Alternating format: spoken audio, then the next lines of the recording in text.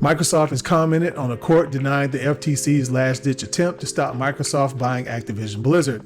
We appreciate the Ninth Circuit's swift response in denying the FTC's motion to further delay the deal. This brings us another step closer to the finish line in this marathon of global regulatory reviews, says Brad Smith, Vice Chair and President at Microsoft. Tom Warren also commented on Twitter, "I see a lot of folks confused, getting this wrong. The FTC hasn't just lost its appeal against the FTC versus Microsoft ruling, it has been denied injunctive relief that would have restricted Microsoft from closing the Activision deal until the result of the appeal." Florian Mueller said something that was very important, which I'll state why right after this.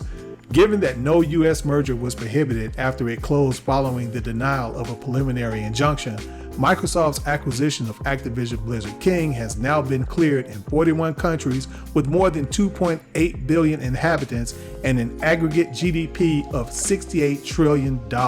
Now, the reason I say that's important is because a lot of people are wondering whether or not the CMA will be able to block this deal or somehow stall the deal and to the point where Microsoft runs out of time. No.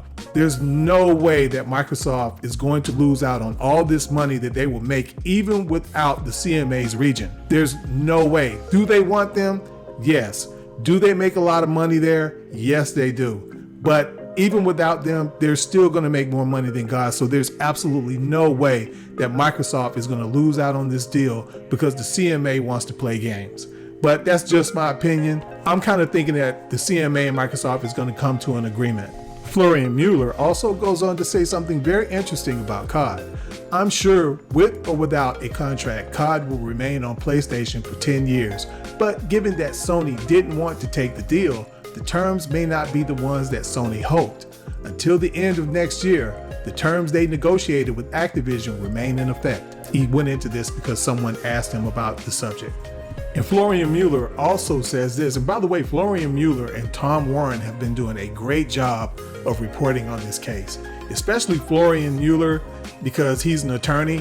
He's really been getting into the real inner details of the subject, and he has supplied me with a lot of information that I may touch on later in another video where I go through this whole saga. I'm thinking about making a video on it. To be honest with you, I really don't know. Now, I really got kind of tired of the whole thing, but now that it's over, I'm kind of interested in how everything really played out. But anyway, he says here that the decision between the judges were unanimous. Now, supposedly there were two Republicans and one Democrat, and with George Corley, it made two Democrats because they had to go to her first and get rejected by her. And then they went to the final three judges in the Ninth Court. And of course, you have the four judges right here. You have Judge Corley, who's at the top there. She was appointed by Biden. Senior United States Circuit Judge Richard C. Tillman, he was appointed by Clinton. United States Circuit Judge Sandra S. Yukata, I hope I got that right, she was appointed by Bush 43. United States Circuit Judge Daniel P. Collins was appointed by Trump. So politically, it was even. There was two Democrats and two Republicans. That shouldn't make any difference, but unfortunately, sometimes it can. Now, there was a lot of Democrats who really didn't like what was going on with this deal as well, to be fair.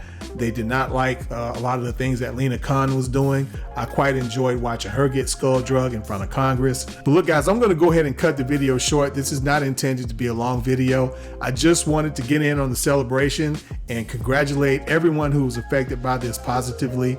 I own an Xbox, but I mainly play on the PC. I am an avid advocate for Game Pass, and I'll always support it because right now, I also like the idea of having hard copies of games. I like the old days, but look, those days are going away, and that's just a reality. If I had the power, I would reverse a lot of this stuff that's going on. I wouldn't get rid of digital completely. I mean, they are good. They do serve some purpose, but it is what it is. And if the state of gaming is going to be the way it is right now, I want to be able to save some money.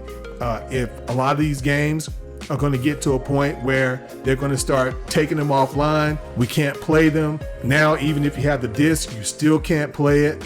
You have a license to play these games. These games really don't belong to you. So in a way, you're really kind of long-term renting these games. And these days, let's be honest, especially with a lot of these online multiplayer games, they sell the game 1 year, you go out and pay $70 for it.